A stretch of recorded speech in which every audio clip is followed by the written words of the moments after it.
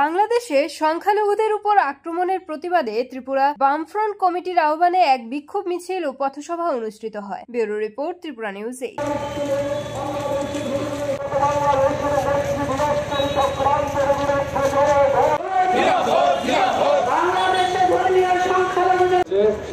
অংশগ্রহণ করেছেন নারী পুরুষ নির্বিশেষে আপনাদের সবাইকে বামপন্থী ফ্রন্টের পক্ষ থেকে আন্তরিক সংগ্রামে অভিনন্দন জানাচ্ছি। কেন আমরা আজকে এই রাজপথে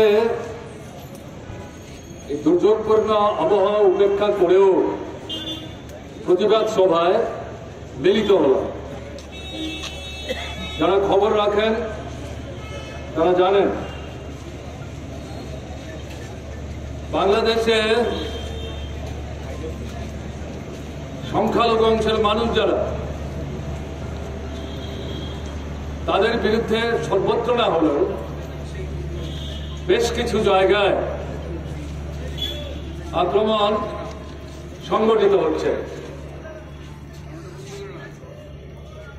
এই আক্রমণকে আমরা নিন্দা করছি, প্রতিবাদ জানাচ্ছি। আক্রান্ত যারা সংখ্যালঘু অংশের মানুষ, তাদের নিরাপত্তা আমরা দাবি করছি। একটা দেশে গণতন্ত্র আছে কিনা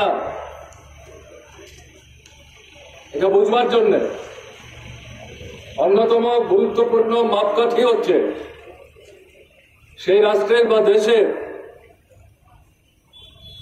যারা সংখ্যালঘু অংশের মানুষ, ধর্ম সম্প্রদায় নির্বিশেষে তারা সেই রাষ্ট্রের বা দেশের অন্যান্য অংশের জনগণের সাথে সমান অধিকার ভোগ করতে পারেন কিনা, স্বাধীনভাবে ধর্মাচরণ করতে পারেন কিনা,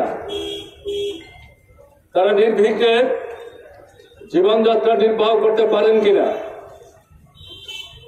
এটা যদি নিশ্চিত না হয় তাহলে মুখে গণতন্ত্রের কথা বললেও প্রকৃত অর্থে যথার্থ গণতন্ত্র বলতে যা বোঝায় সেই রাষ্ট্রে বা সেই দেশে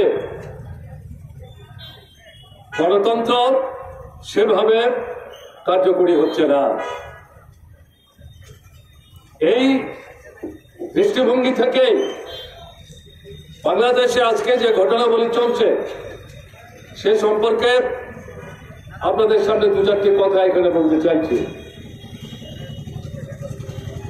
আপনারা যারা খবর রাখেন তারা জানেন গত কয়েক মাস যাবৎ বাংলাদেশে আন্দোলন চলছে। এই আন্দোলনের প্রথম দিকে নেতৃত্বের ভূমিকায় ছিলেন বাংলাদেশের সংগ্রামী ছাত্র সমাজ এবং তাদের মূল দাবি ছিল বাংলাদেশের মুক্তিযুদ্ধে অংশগ্রহণ করতে গিয়ে যারা অকাতরে জীবনদান করেছেন তাদেরকে স্বাধীনতা লাভের পর মুজিবুর রহমান সাহেবের নেতৃত্বে প্রথম স্বাধীন বাংলাদেশে যে সরকার তৈরি হয় তারা এই